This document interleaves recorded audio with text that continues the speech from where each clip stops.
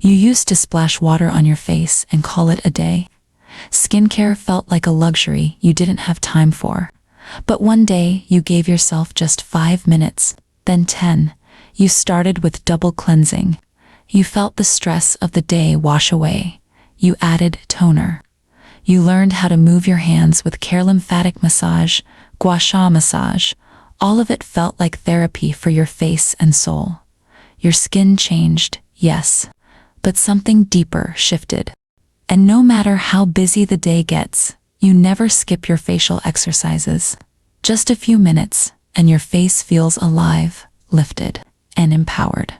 You're living proof it's never too late to take care of your skin, to feel confident in your natural glow, to fall in love with your reflection. Skincare is self-respect. Facial exercise is self-improvement. No matter how busy life gets, never forget, your face deserves that love, and so do you.